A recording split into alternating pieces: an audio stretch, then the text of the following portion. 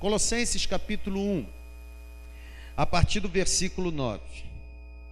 Irmãos, eu estava com tanta saudade de pregar. É tão bom pregar. Diz assim o texto: por essa razão, desde o dia em que ouvimos Epáfras, não deixamos de orar por vocês e de pedir que vocês sejam cheios do pleno conhecimento da vontade de Deus, com toda a sabedoria e entendimento espiritual. Isso é para que vocês vivam da maneira digna do Senhor e em tudo possam agradar ao Senhor, frutificando em toda boa obra e crescendo no conhecimento de Deus e sendo fortalecidos com todo o poder de acordo com a força da sua glória, para que tenham toda perseverança e paciência com alegria, dando graças ao Pai que nos tornou dignos de participar da herança dos santos no reino da luz, e também nos resgatou do domínio das trevas e nos transportou para o reino do seu Filho amado, em quem temos a redenção, a saber, o perdão dos nossos pecados. Queridos irmãos, eu disse no início que a nossa estrutura ela está passando por um processo de adequação. E as quintas-feiras também envolvem algum processo de mudança. Hoje a nossa temática, hoje a nossa tônica não é outra senão formar líderes na terceira igreja para que liderem outras pessoas. Nós acreditamos aqui na terceira igreja que cada um de nós tem potencial dado por Deus para servir a Jesus no reino, abençoando e influenciando positivamente as pessoas que estão ao nosso redor. Nós aqui não acreditamos que liderar é simplesmente o privilégio de um pastor que foi ordenado ao ministério e recebeu esse dom através de voz profética e com a imposição das mãos do presbitério, como diz Paulo na sua carta a Timóteo. Nós não acreditamos que liderança é prerrogativa apenas de uma pessoa numa comunidade de fé, numa igreja. Aqui na terceira igreja nós interpretamos liderança como um dom dado pelo Espírito Santo. E aqui nós estamos imbuídos da missão de capacitar, de motivar, de treinar, de municiar, de encorajar cada pessoa que se envolve com a terceira igreja em se tornar um líder em potencial, a fim de abençoar as pessoas que ele conhece. É por isso que, quando eu olho para esse texto, o meu coração se aquece com a motivação que eu e você devemos ter para o ano de 2014. Paulo está escrevendo uma carta para a igreja dos Colossenses. Paulo não fundou essa igreja. Aliás, Paulo não era o pastor dessa igreja. Se você ler essa carta, você perceberá no texto que essa igreja foi organizada ou iniciou-se através da influência de um homem chamado Epáfras, homem que Paulo cita no texto. Paulo está preso e da prisão onde ele está, ele escreve uma carta considerada pelos analíticos do Novo Testamento como carta da prisão, e da prisão ele escreve essa carta e envia à igreja dos Colossenses. Com que finalidade Paulo enviou essa carta da prisão aos Colossenses? Com que finalidade Paulo escreve da prisão para uma igreja que ele não organizou? Paulo escreve para encorajar aqueles cristãos a permanecerem firmes na fé que eles receberam em Cristo Jesus. O texto que nós lemos, volte os seus olhos para lá, por favor, versículo 9. Paulo está dizendo o seguinte: por essa razão. Qual razão? A razão é que tudo aquilo que Paulo havia ouvido por parte de Epáfras. Paulo, quando se encontrou com Epáfras, ouviu dos lábios de Epáfras as virtudes que existiam na igreja dos Colossenses. Quais são as virtudes? Está no versículo 4. Paulo diz que ouviu de Epáfras falar da fé que os colossenses tinham em Cristo Jesus. Paulo diz que ouviu Epáfras falar do amor que os colossenses tinham pelos santos. Versículo 8. Paulo diz que ouviu Epáfras falar do amor que aqueles homens, que os colossenses tinham no Espírito de Deus. Ou seja, ouvindo falar sobre todas essas virtudes, Paulo não faz outra coisa senão escrever uma carta dizendo que ele não deixa de orar por aquele povo, e ele ora para que aquele povo seja cheio do pleno conhecimento da vontade de Deus. Irmãos, queridos, não existe nada melhor, aliás, não existe oração melhor de se receber, senão aquela que pede a Deus que eu e você sejamos completamente cheios do pleno conhecimento da vontade de Deus. Seria tão bom se eu e você, no ano de 2014, vivêssemos todos os dias tendo convicção da vontade de Deus para a nossa vida. Nós não erraríamos, nós não nos confundiríamos, nós não cairíamos em precipício, nós não morderíamos as iscas do diabo, nós não perderíamos nenhuma batalha que fôssemos enfrentar. Nós alcançaríamos todas as vitórias que teríamos para alcançar. Por quê? Porque alguém que conhece a vontade de Deus, a Bíblia diz que essa pessoa não anda em caminhos tortuosos, porque a palavra de Deus é lâmpada para os nossos pés e luz para o nosso caminho. A motivação para 2014, Paulo está dizendo para aquela igreja: olha, quando eu ouço da fé que vocês têm e do amor que vocês nutrem no coração, não me resta fazer outra coisa senão agradecer a Deus e pedir que vocês vivam de maneira digna do Senhor e que em tudo na vida de vocês possam agradar ao Senhor.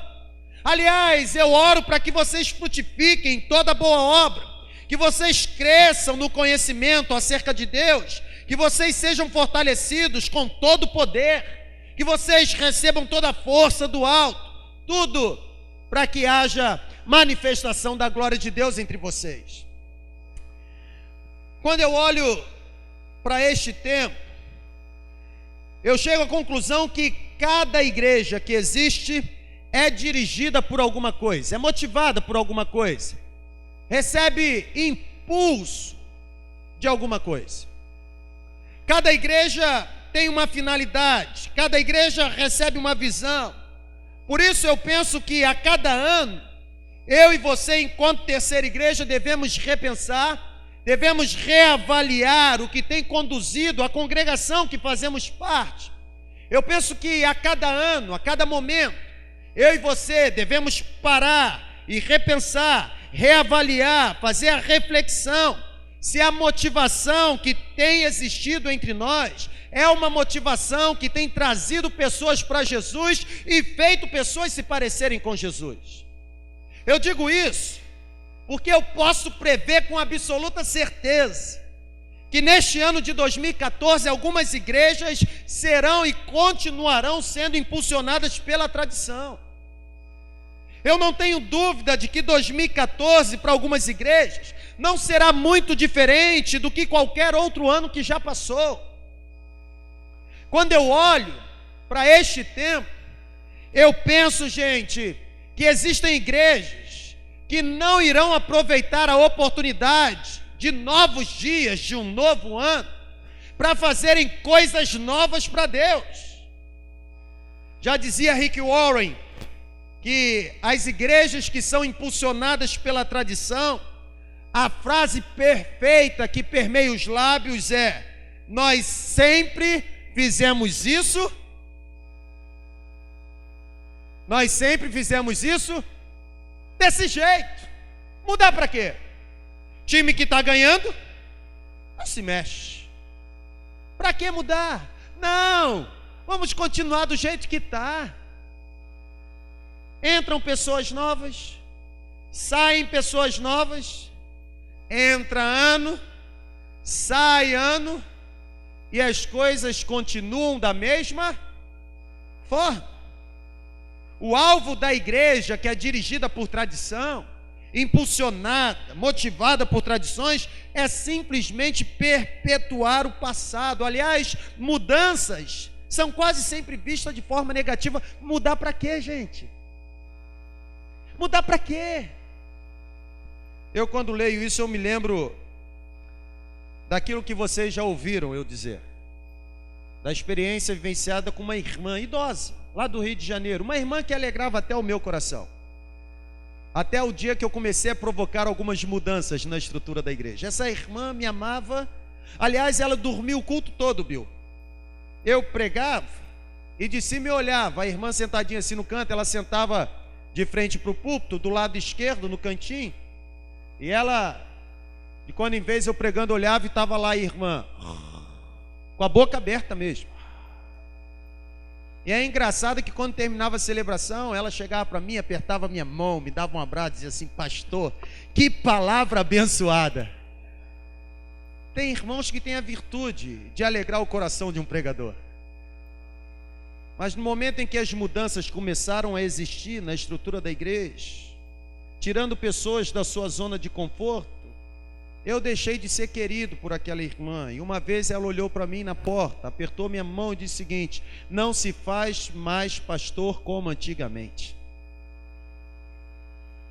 Na mesma hora o Espírito me iluminou e eu olhei para ela e disse assim: a irmã está correta, porque hoje Deus não precisa de pastores para antigamente. Pessoas que vivem numa igreja impulsionada por tradições, não querem mudar, aliás, refutam qualquer tendência de mudança. Mudança sempre tem uma forma negativa. Para essas igrejas impulsionadas por tradição, ficar estagnado, ficar estacionado, não avançar, é sinônimo de estabilidade.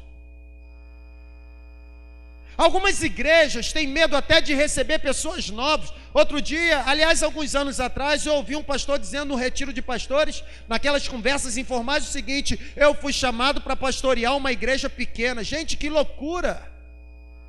Será que existe chamado para igreja pequena? Na minha opinião, isso é discurso de incompetência. Isso é discurso de pessoas frustradas que estão vivendo um período de estagnação no ministério e não conseguem fazer coisas novas para alcançar novas pessoas. Estão entendendo, sim ou não? Será que nós seremos no ano 2014 uma igreja motivada por tradições? Será que refutaremos toda a tendência de mudança? Será que teremos medo de mudar, de aperfeiçoar, de trazer uma roupagem nova? Será que teremos medo de avançar? Até porque, para essas igrejas, ficar estacionado, não sair do lugar, é sinal de estabilidade. Loucura. Na vida cristã não existe estabilidade. No momento que você para de subir, automaticamente você começa a descer. Você precisa aprender isso. Eu já li a Bíblia 50 vezes, tenho 30 anos de vida cristã, fui vice-presidente da igreja não sei quantos anos, fui diácono, fui isso, fui aquilo. Fui até semideus. Estou com a minha vida espiritual estabilizada. Não está não, filho.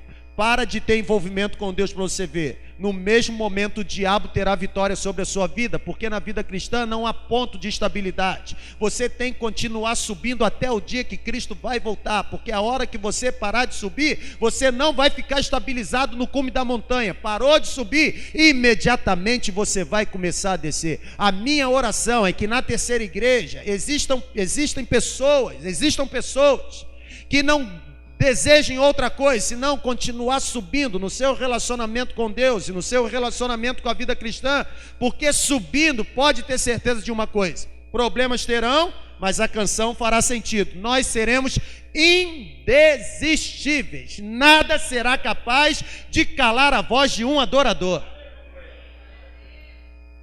Igrejas motivadas por tradição são igrejas que elas ficam estagnadas. Em algumas igrejas, essa tradição é tão forte, é tão ferrenha, que qualquer outra coisa, inclusive a vontade de Deus, se torna secundária. Nós nunca fizemos isso de outro jeito. Não, mas Deus está trazendo uma visão. Não, Deus não muda. Foi assim e tem que continuar sendo assim. E aí a gente vive no século 21 com a mentalidade do século 19. Gente, nós não vamos ganhar as pessoas do século 21 para o reino de Deus se nós não pensarmos da forma como o século 21 determina que devemos pensar. O problema é que a gente confunde conteúdo com essência, ou melhor dizendo, rótulo com essência, rótulo com conteúdo, forma com conteúdo. O conteúdo não muda, gente. O evangelho é o mesmo. O evangelho se resume apenas em uma expressão: Jesus morreu por todos com a finalidade de resgatar a todos. A essência sempre será a mesma. Ué, pastor, então por que será que os nossos esforços evangelísticos estão sendo tão frustrados? Porque embora estejamos mantidos na essência, a forma como apresentamos a essência, já passou há muito tempo. Tem gente evangelizando no século 21 da forma como Martim Lutero foi evangelizado no século 16. Não vai dar certo. Eu, quando falo isso, eu me lembro de 2007, eu entrando na faculdade para dar aula. E era engraçado, porque no primeiro dia de aula eu tinha por hábito levar já as apostilas xerocadas e lá na sala de aula apresentar todo o conteúdo que seria dado naquela disciplina e dizer para eles: olha, as apostilas estão aqui, você apenas precisa pagar o preço lá da gráfica, você me dá o valor, eu te dou a apostila. Em 2007, 6 anos atrás, não, 7 já, né? Um garoto levanta a mão, um seminarista, diz assim: pastor, o senhor não tem isso em pendrive, não? Quê? Quer dizer, a aula vai ser a mesma, mas a forma de apresentar a aula tem que mudar, gente. As faculdades hoje, o povo não leva mais caderno, livro para a sala, não. O povo leva iPad, é notebook, é netbook. Como evangelizar um povo enquanto estivermos presos às tradições do passado? Nós não devemos apagar a história precisa ser valorizada. O que a gente não pode é viver preso à história. A história deve servir para nos lembrar do porquê nós chegamos aqui, das pessoas que investiram a sua vida para que hoje estivéssemos aqui. Nós vamos completar 25 anos de organização enquanto igreja. Essa igreja só teve até hoje 3 pastores, eu sou o terceiro. E o pastor que mais tempo ficou aqui foi o pastor Nemildes Guilherme. E queira você ou não, se a igreja hoje tem esse santuário, tem esse terreno, tem um carro e tem tantos outros terrenos ou tantas outras estruturas, é porque durante os quase 18 anos que pastor Nemildes ficou aqui, Deus usou a vida dele para trazer crescimento para a terceira igreja, admitindo você ou não. A história serve para isso, para eu olhar para o passado e glorificar a Deus, de como Deus usou a vida dos meus antecessores para que hoje eu estivesse aqui. Mas o passado, a história, não deve servir para me manter presa ao passado. Eu preciso avançar, gente. Eu preciso sair da zona de conforto. Será que seremos uma igreja motivada por tradição, tentando perpetuar o passado? Eu penso que não. Eu consigo prever que durante este ano existirão as igrejas que serão conduzidas por personalidades. Diferentemente das igrejas presas ao passado, na igreja impulsionada por personalidade, a coisa mais importante é a presença do líder principal. Exemplo, o pastor não está, eu não vou. Isso é uma igreja motivada por personalidade. É uma igreja que vive em função de um líder. Se o líder não está, a igreja para. Se o líder não está, as coisas não funcionam.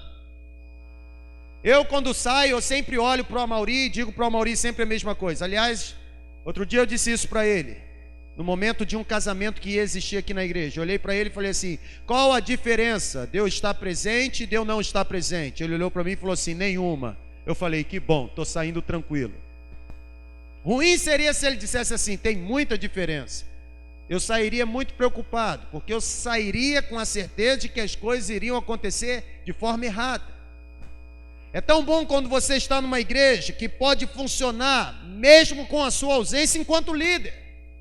Porque numa igreja que é dirigida por personalidade, se o líder não estiver, as coisas não acontecem.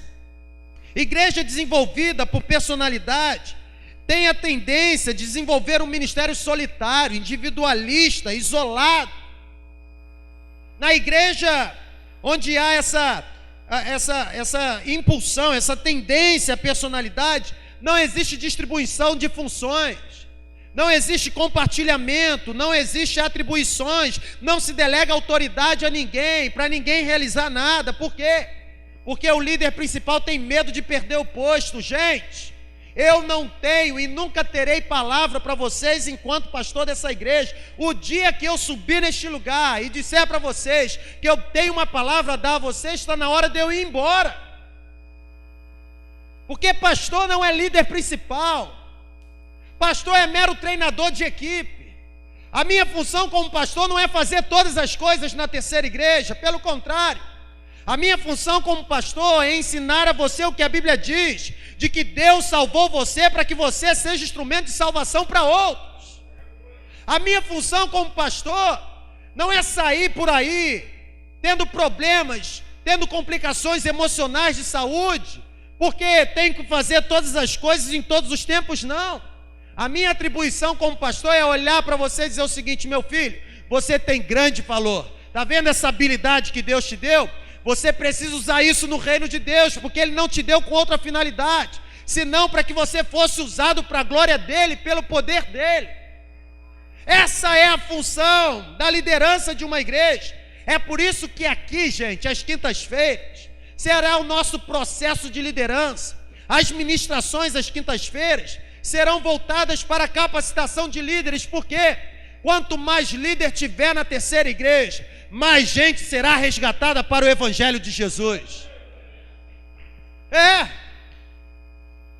Nós temos que parar com essa tendência personalista de achar que a igreja se move em favor de uma pessoa.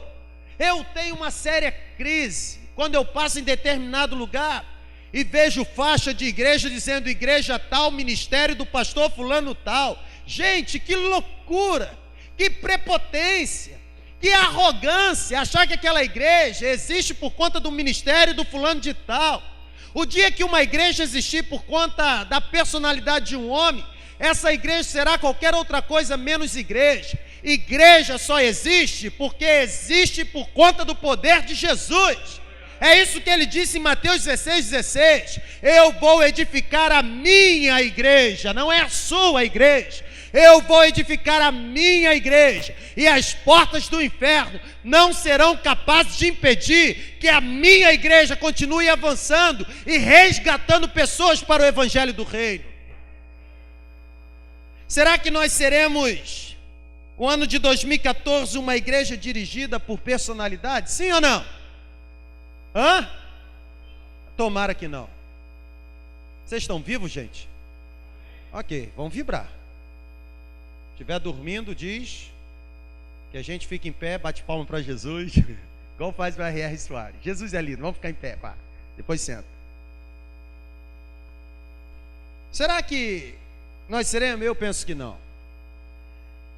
Quando eu olho para esse tempo, eu percebo que, com certeza, no ano de 2014, existirão algumas igrejas direcionadas por tradição, por personalidade, mas também algumas igrejas dirigidas por conta das dívidas. Por quê? Porque a finalidade última é valorizar a sua estrutura. Já dizia um grande pregador,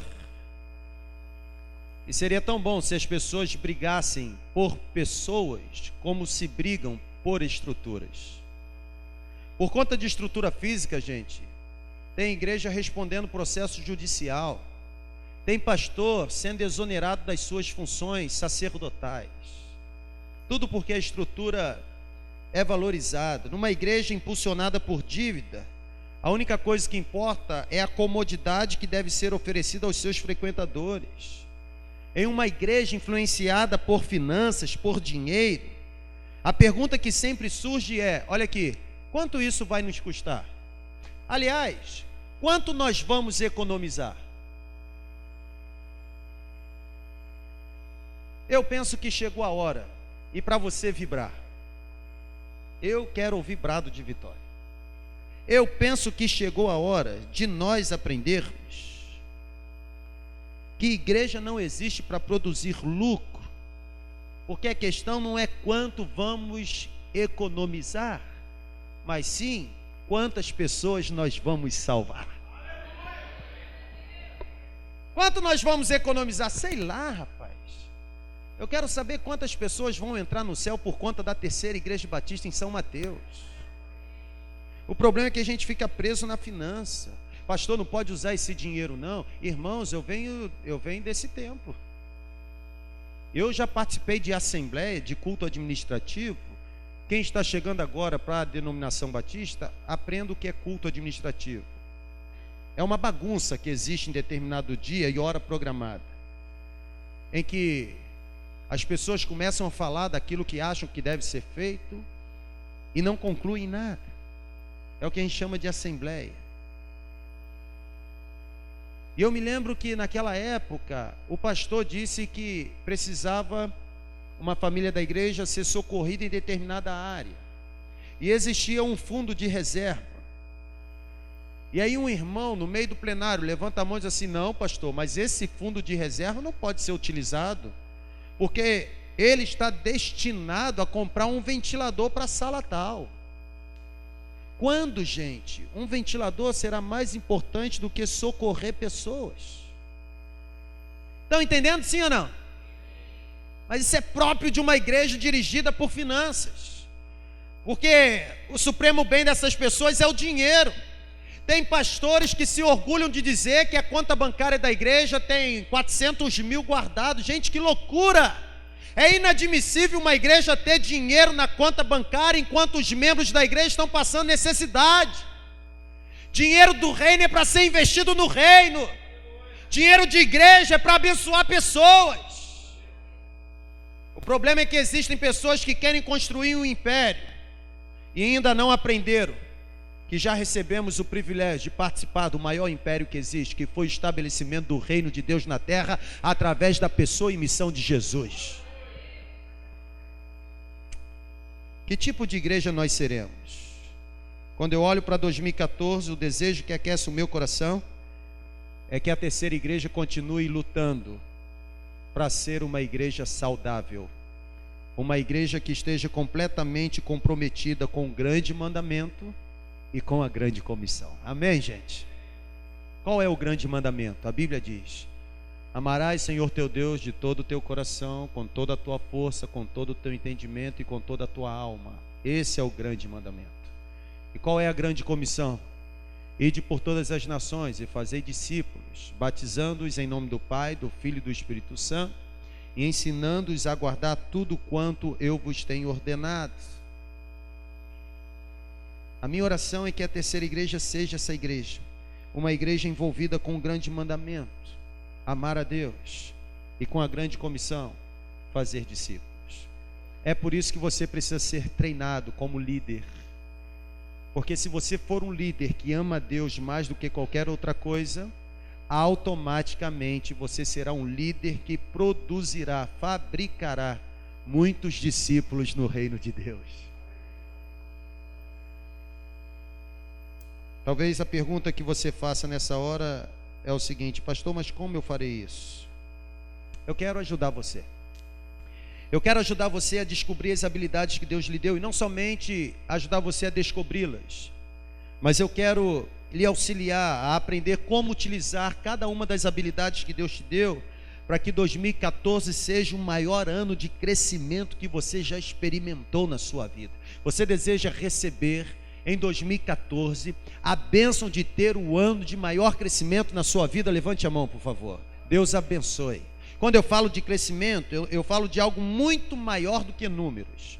Quando eu falo de ter 2014 como ano de maior crescimento na vida, é em todos os sentidos, seja na vida emocional, sentimental, espiritual, ok? Financeira, profissional, que haja um maior crescimento. Agora, para haver maior crescimento, para que 2014 você experimente o ano de maior crescimento, o crescimento mais profundo, mais amplo, mais quente, mais forte, o que você deve fazer? 3 coisas para você ir para casa feliz. Em primeiro lugar, você precisa priorizar o seu relacionamento com Deus. Não tem para onde correr. Você só será uma pessoa saudável se você priorizar o seu relacionamento com Deus. O verdadeiro discípulo é aquele que aprendeu a depender de Deus em qualquer situação. É necessário, gente, priorizar o relacionamento com Deus. Quando eu falo de priorizar o relacionamento com Deus, eu falo do tal do TSD.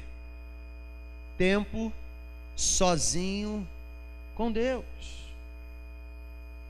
Você não vai desfrutar de crescimento nas áreas da sua vida enquanto você não estiver completamente envolvido com Deus. Paulo diz para essa igreja dos Colossenses, versículo 4 seguinte: eu tenho ouvido falar da fé que vocês têm em Cristo Jesus. Que relacionamento com Deus.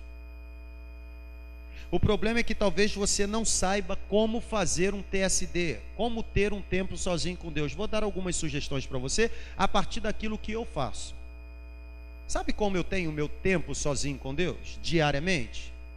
O meu tempo sozinho com Deus, primeiro, é marcado por um tempo de arrependimento. Até porque você precisa aprender que arrependimento não é algo que acontece apenas no dia e na hora da conversão.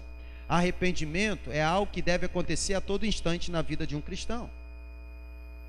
Você tem que se arrepender o tempo todo. Então, quando eu começo o meu tempo sozinho com Deus, que dura aproximadamente 15 minutos, a primeira coisa que eu faço é me arrepender. É um tempo de arrependimento. Senhor, me perdoe pelo pensamento impróprio que eu tive. O Senhor sabe que eu decidi apertar o pescoço daquela pessoa. É porque pastor também sente essa vontade, gente.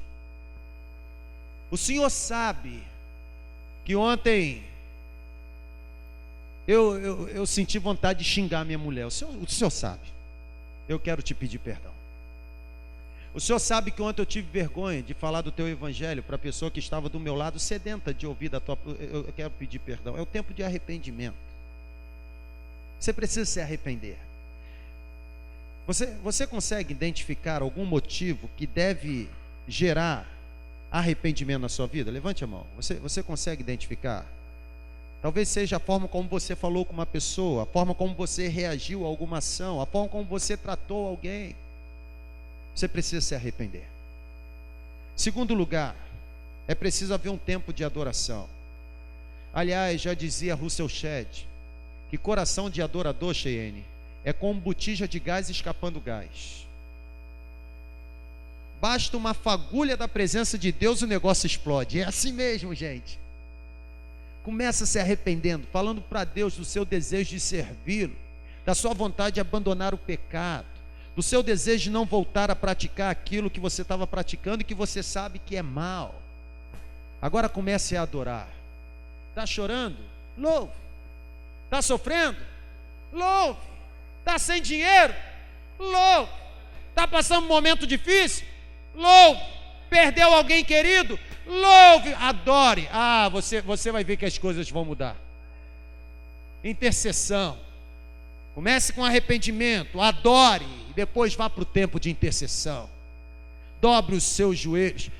Meus irmãos, como eu gosto da frase de John Wesley, pregando na Inglaterra, dizendo: Senhor, eu não te peço muita coisa, eu apenas peço que o Senhor me dê 10 homens que nada temam senão o Senhor e que nada odeiem a não ser o pecado. E eu tenho certeza que esses homens serão capazes de abalar o inferno e estabelecer o teu reino na terra.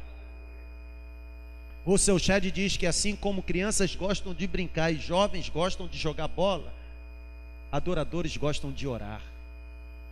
Você tem que orar.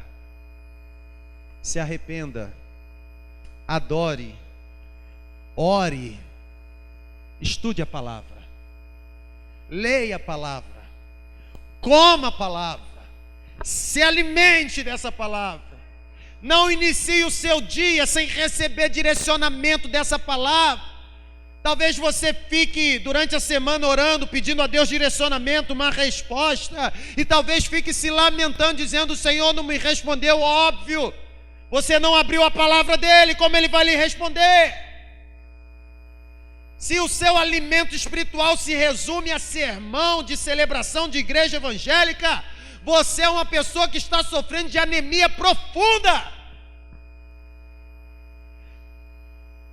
O sermão de culto evangélico não deve determinar o seu alimento. O sermão de culto evangélico deve ser a sobremesa de tudo aquilo que você se alimentou durante o teu TSD diariamente com o Senhor. Se arrependa, interceda, estuda a palavra. E sabe o que eu faço sempre por último? Um tempo de ação de graças. Ah, irmãos, como é bom louvar a Deus por tudo que Ele nos dá. Senhor, muito obrigado pela família que o Senhor me deu. O Senhor me deu uma mulher que cuida muito bem de mim. O Senhor me deu uma mulher que cuida muito bem das minhas filhas. Aliás, o Senhor me deu uma mulher que não me trai. É uma mulher honesta. É uma mulher que conserva o nosso ninho de amor santo. Obrigado, Senhor, pela mulher que o Senhor me deu. Obrigado pelas filhas. Os meus filhos, Senhor, eles não estão na prostituição, na promiscuidade. E eu quero nessa hora fazer a oração de Jó. Eu quero profetizar sobre a vida das minhas filhas, que os pés dela nunca as levarão para o vício da cocaína, da maconha, do crack. Aliás, eu quero profetizar que os ouvidos dela nunca ouvirão outra voz senão a voz do teu Espírito. Muito obrigado pela paz que existe na minha casa. Comece a fazer isso, para você ver se 2014 não será o ano de maior crescimento na sua vida. Segundo lugar, priorize seu relacionamento com Deus, mas quer crescer? Envolva-se com uma célula. Paulo diz para essa igreja: eu tenho ouvido da sua fé, mas também tenho ouvido do amor que vocês têm pelas pessoas. Células, gente, são pequenos grupos de pessoas que se reúnem simplesmente para crescerem na fé, para construírem relacionamentos duradouros. Quem aqui já passou por um momento difícil na vida? E no momento difícil sofreu ainda mais porque não encontrou ninguém ao lado para receber apoio? Levante a mão. Quem já se sentiu sozinho na vida? Levante a mão, por favor. Ok. Envolva-se com a célula e você nunca mais vai sofrer de solidão. Célula não é grupo de estudo bíblico. Quer estudar Bíblia? Escola bíblica discipuladora, grupo de apoio à liderança. Célula não é apenas grupo de comunhão. Célula não é grupo de oração. Célula é grupo de relacionamento. Célula é o ambiente que Deus está dando a você a oportunidade de construir relacionamentos duradouros, relacionamentos que você poderá desfrutar nos seus melhores e nos seus piores dias. Gente, é tão bom quando eu estou passando por um momento difícil e eu sei que eu posso pegar o telefone e ligar para o Ciro, ligar para o Josiélio, ligar para o Igor, ligar para o Edmilson, ligar para tantas pessoas na igreja. É tão bom saber que o dia que eu estiver sofrendo, eu não vou sofrer sozinho, porque Deus me deu amigos mais chegados que irmãos, que colocarão tudo que Deus deu para eles à minha disposição para me servir e servir a minha família. Como não crescer assim, gente? O problema é que a gente não cresce porque a gente não se envolve, a gente tem medo. A gente tem medo de mostrar quem a gente é em essência, a gente prefere continuar com a máscara, com a hipocrisia. Porque na célula você é desmascarado, você fica exposto. Você precisa colocar o que está no seu coração para fora. Só que você fica exposto, mas a exposição dos seus sentimentos não vira fofoca. Pelo contrário, célula é um ambiente terapêutico em que Deus usa pessoas para abençoar você, a fim de que você seja curado dos sentimentos negativos que você abriga no seu coração. Você tem que estar envolvido numa célula. Pessoas precisam de pessoas. Nós não fomos criados por Deus para vivermos isolados. Nós somos seres relacionais. É por isso que você precisa casar. Amém, Vitor? Amém. Tem que casar, cara. Deus não fez você para viver sozinho para sempre, não, rapaz. Eu gosto da experiência de um cientista maluco, Frederico. O cientista, ele é louco. Aí ele cismou, olha só que coisa louca. Ele cismou que ele tinha que descobrir qual foi o primeiro idioma dito na face da terra. Qual era a língua de Adão e Eva? Aí sabe o que ele faz, Ranieri?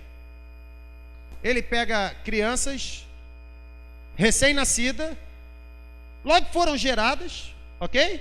Saiu do ventre, ele pega essas crianças e agora, Renan, coloca essas crianças para serem cuidadas por babás, mudas. E aí ele dizia assim: elas não sabem falar. Se elas não sabem falar e não podem falar, automaticamente o idioma que as crianças falarem é o idioma original. Porque as crianças aprendem a partir dos pais, dos adultos. Fala mamãe. Não é assim, Carla? Fala mamãe. Aí a criança olha para a mamãe e diz assim: papai. Que felicidade! É ou não é desse jeito, gente? Aí ele coloca as crianças para serem cuidadas pelas babás mudas.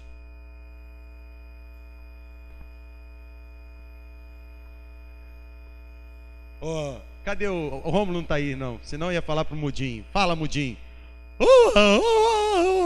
Não é assim? Sabe qual foi o resultado da experiência? Todas as crianças morreram. Porque criança não precisa apenas de fralda, não, gente. Criança precisa de outra criança, precisa de pessoa, precisa de relacionamento.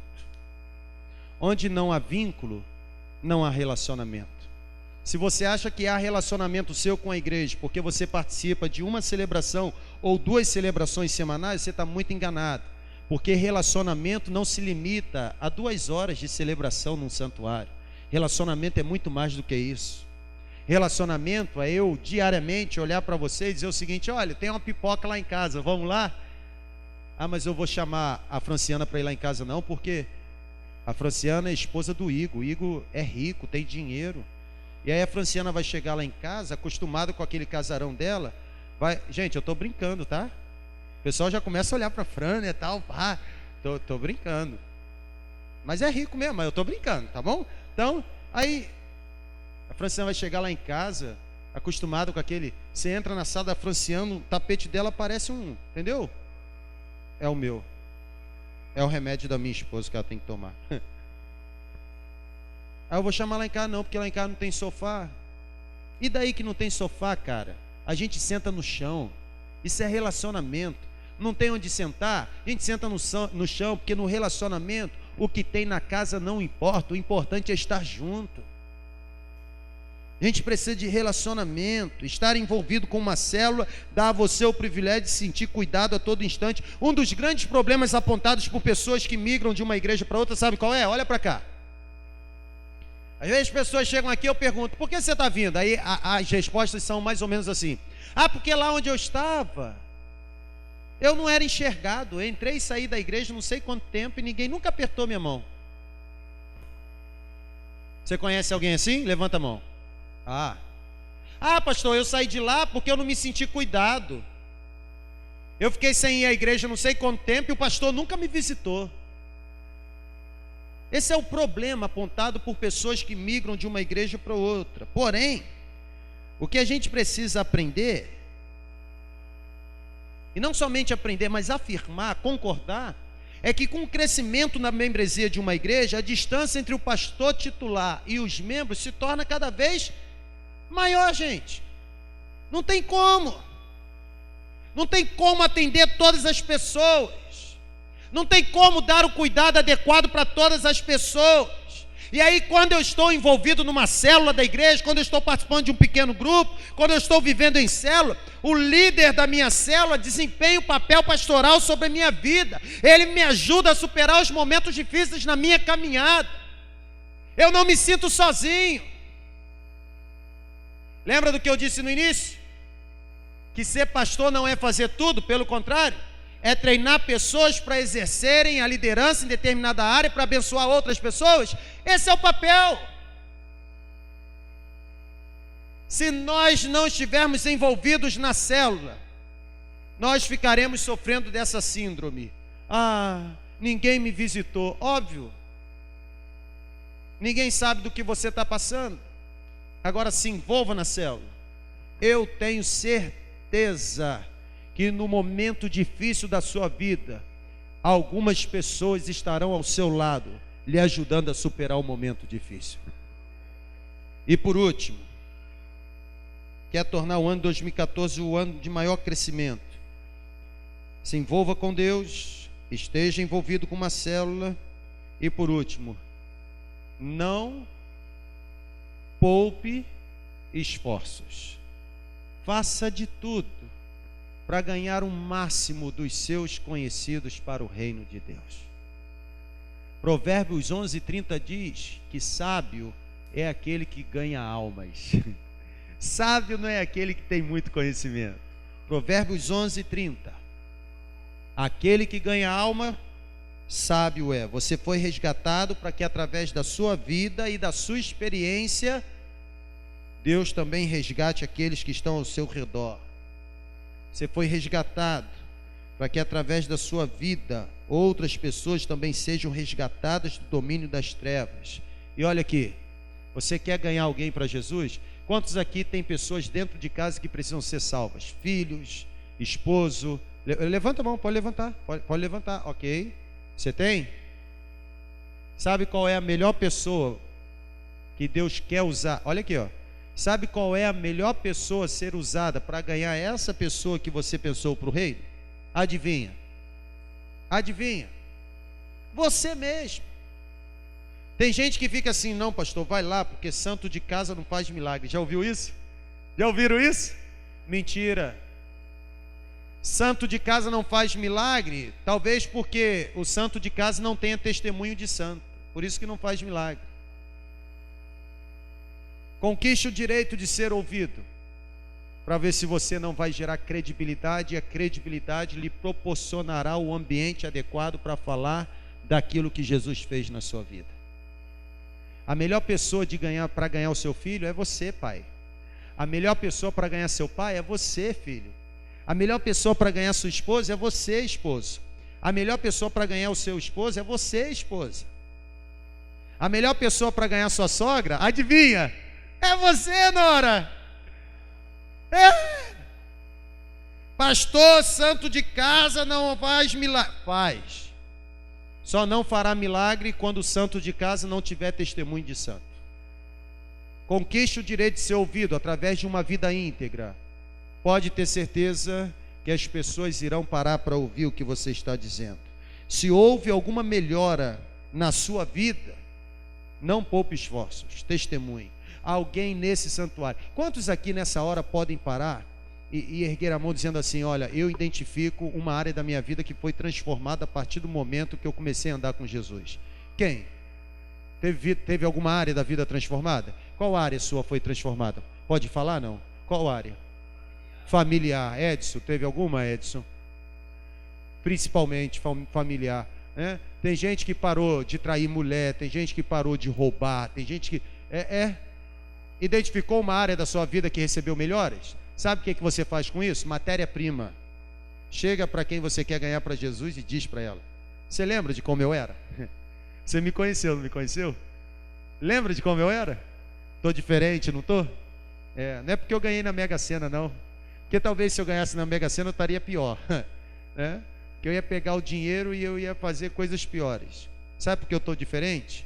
É porque aquele camarada que você conheceu recebeu a transformação que o poder de Jesus tem capacidade de operar. Se eu fosse você, eu daria a vida para Jesus também. Olha aqui, ó. Gotinha em gotinha. Tem o ditado da sabedoria popular que diz que água mole em pedra dura, tanto bate até que fura. Não tenha pressa. Fale, testemunhe, compartilhe, porque quem transforma é o Espírito Santo. Amém, gente?